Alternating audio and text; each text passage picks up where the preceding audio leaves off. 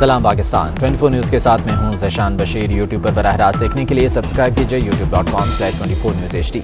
Headlines आप जान चुके, खबरों की तफसीलात की जाने बढ़ते हैं और सबसे पहले आपको बताएं कि 24 न्यूज़ के मामला उठाने पर FBR को होश आ गया। FBR ने फ्लोर मिल्स पर टर्नओवर टैक्स के मामले पर गलती मान ली।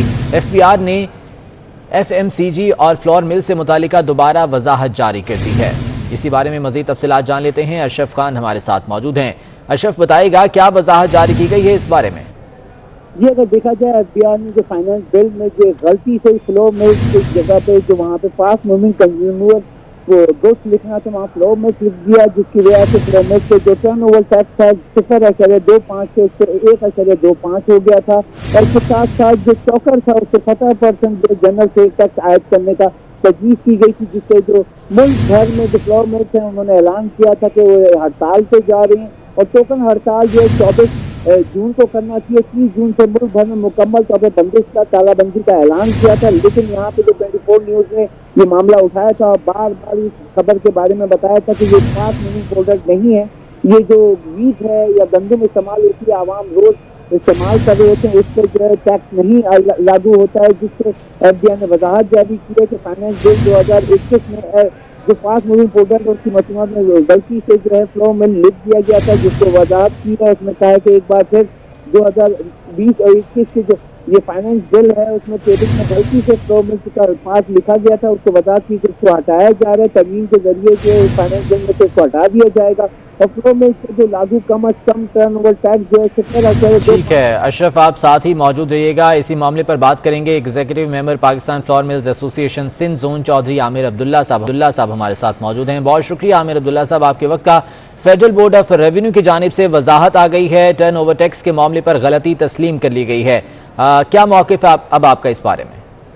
देखिए, बात यह है कि जब तक हमारे पास ऑफिशियल नोटिफिकेशन नहीं आ जाता तो हम अपनी स्ट्राइक पे हैं। ये बातें चल रही हैं 2-3 दिन से, लेकिन ऑफिशियली नोटिफाई अभी नहीं हुआ है सब कुछ। ठीक है, तो FBR के किसी नुमाइंदे ने या ऑफिशियली आपसे अभी कोई राब्ता नहीं किया गया है?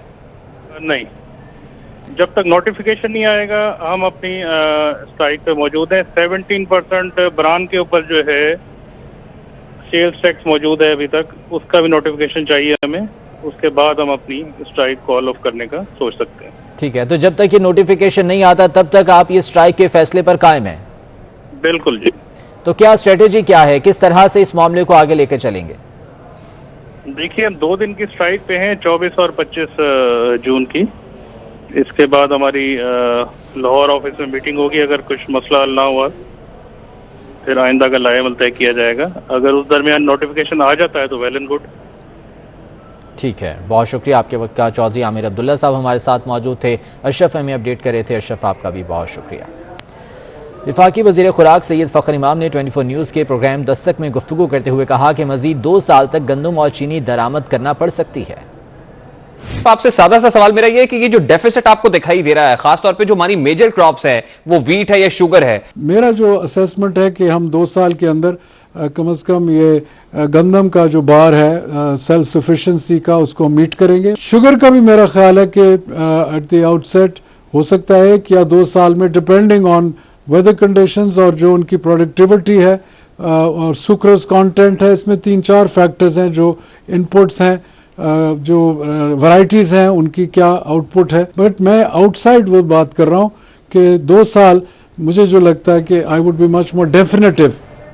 वज़ीर आज़म इमरान खान की ज़ेर सदारत LNG टर्मिनल की बंदिश पर अहम इजलास हुआ। ज़राए के मुताबिक LNG टर्मिनल की मुरम्मत के लिए बंदिश के मामले पर गौर किया गया। वज़ीर तवानाई हम्माद अज़हर ने वज़ीर आज़म को सूरत हाल पर ब्रीफिंग दी। LNG टर्मिनल 4 रोज़ के लिए बंद करने का फैसला किया गया है। टर्मिनल की बंदिश के दौरान मुतबादल इंतजामात के हवाले से वज़ीर आज़म को आगाह किया गया। मज़ीद जान लेते हैं, अवैस कियानी हमारे साथ मौजूद हैं। अवैस कियानी, बताएगा क्या गुफ्तगू हुई और क्या फैसले हुए इसमें?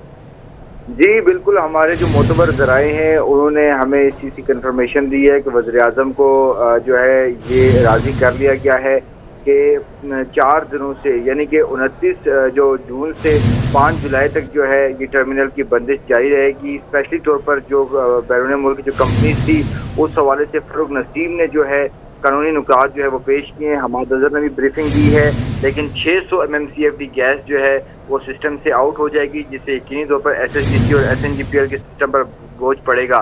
फर्नेस ऑयल की दरामद और उसके साथ जो रिफाइनरी से ये तेल जो है ये लिया जाएगा ताकि तवानाई की ज़रूरियात पूरी की जा सकें। लेकिन जो हमारे मोतबर ज़राए हैं वो ये बता रहे हैं कि आज जो कैबिनेट कमेटी और एनर्जी का जो इजलास होना है उसमें इसका ऐलान किया जाएगा। लेकिन वज़ीर-ए-आज़म ने असूली तौर पर जो है मंजूरी दे दी है और 4 दिनों तक हमारे ज़राए बता रहे हैं कि ये टर्मिनल जो है वो बंद रहेगा FSRU, और इसकी तमाम तर जो मरम्मत है और जो दीगर जो मामलात हैं उसमें हमें बताया ठीक है। अवैस कियानी, बहुत शुक्रिया तफसीलात से आगाह करने के लिए।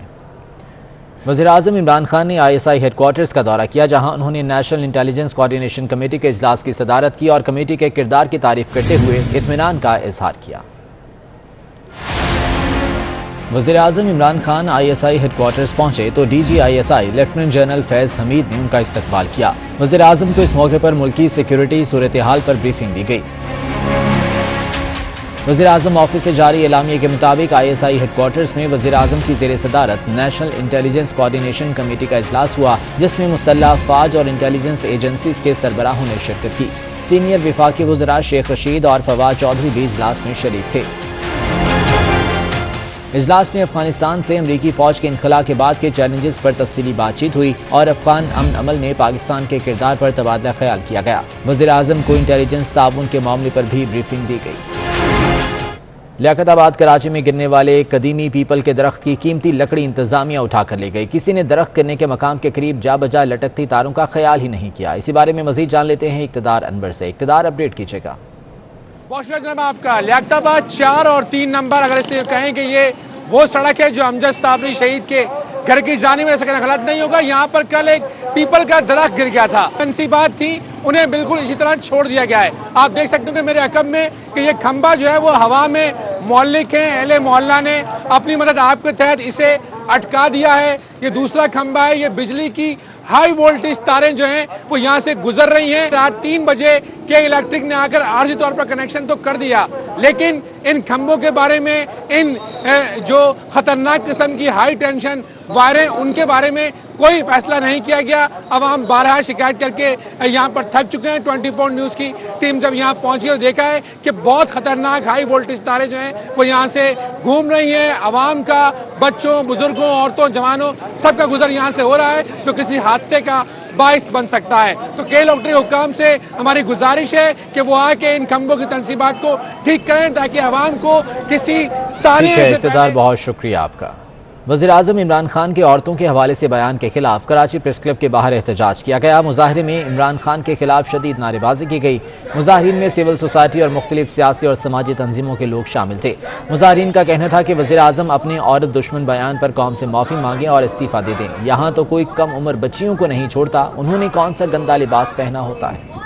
3 रोज़ गुजर जाने के बावजूद भी कोयटा के बिजली रोड थाने में अपोजिशन अरकान मौजूद हैं। इसी बारे में मजीद जान लेते हैं। रिजवान सईद हमारे साथ हैं। रिजवान, बताएगा क्या कहना है अपोजिशन अरकान का? बिल्कुल, अपोजिशन जमातों के अरकान आज तीसरी रात भी बिजली रोड थाना में गुजारेंगे।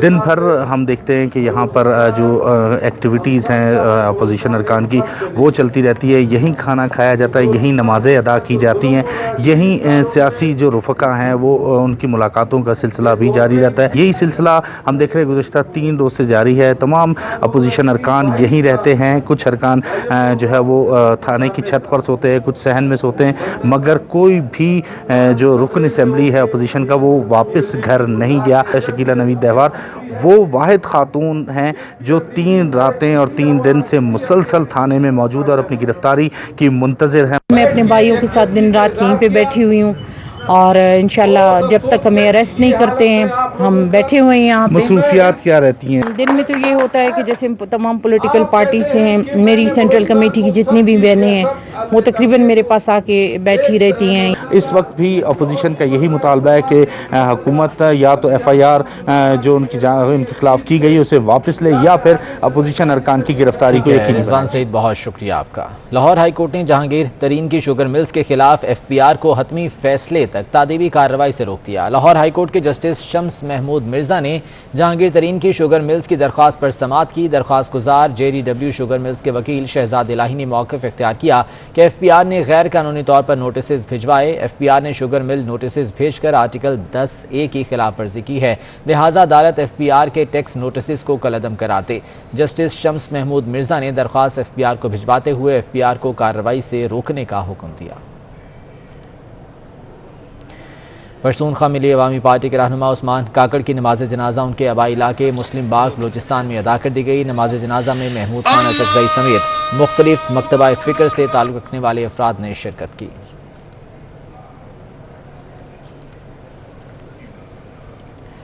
सिविल एविएशन अथॉरिटी में घोस्ट मुलाजमीन का इंकशाफ हुआ है। सिविल एविएशन में मुबैना फ्रॉड करके मुलाजमत हासिल करने वाले मुलाजमीन के खिलाफ कार्रवाई का हुक्म दिया गया है।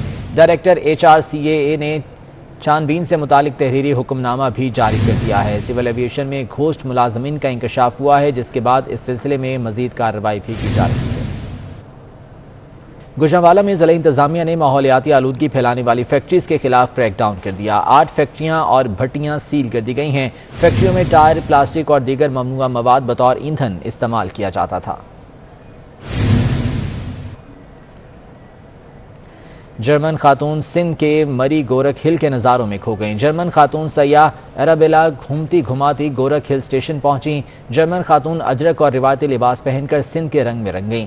अराबेला का कहना है कि गोरख हिल स्टेशन सयाहत के लिए बेहतरीन मकाम है, जर्मन शहरी यहाँ ज़रूर आएँ। Oh, what's your name? Hi, I'm Arabella. From where? I'm a travel blogger from Germany. From Germany. You are here from Germany. How are you feeling here? Fantastic. It's amazing. How is the weather? It's very nice, very refreshing from the rest of Sindh.